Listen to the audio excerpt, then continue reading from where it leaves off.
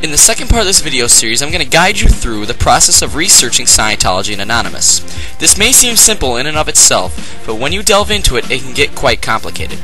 There is a lot of information out there, some of it from less than reputable sources. So in giving you tips to look for information, I will also help you in figuring out for yourself in your continuing searches if the information is valid.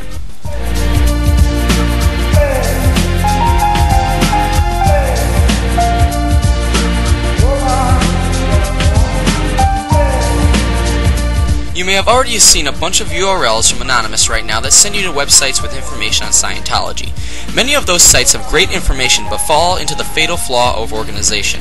They are a cluster of info with little to bind them together. Here I will attempt to point you in the right direction towards finding that information you need. Let's start off with the most well-known and visited site, Xenu.net. This is one of the oldest sites and is generally one that most Anons will use due to its short address and plethora of information. This is its undoing though, as it has so much information that one cannot process it all in one serving and it becomes overwhelming. Andreas Hedlund created this website and he did a great job in collecting information, but he did it in a way so that it's just too much, too soon. Now what would be a good site to start out on trying to figure out what's going on? You found thecard.org is a site spread by viral droppings. It can be found on money, cards, signs, and a bunch of other things. It is essentially used to bring in people without immediately telling them what it's about. It has great information and is organized superbly, but it does look a bit unprofessional. It has the look of a blog more than an informational website, but if you can get past that, the information inside is well put together. WhyWeProtest.org is the best starter site out there. The information is short and concise and gets to the point. It has links to sites with much more information and is very well organized and easy to navigate, and is great to get a general idea of what Anon is and why we protest. GoAnonymous.org is for a more visual person.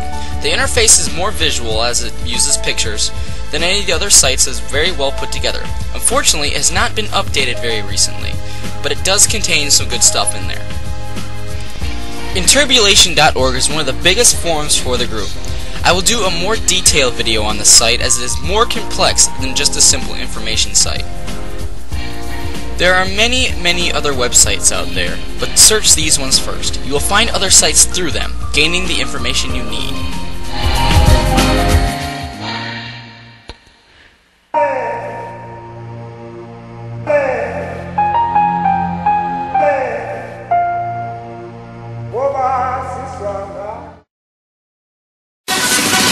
The web is a massive dumping ground for information, and as many of us know, it is not all true.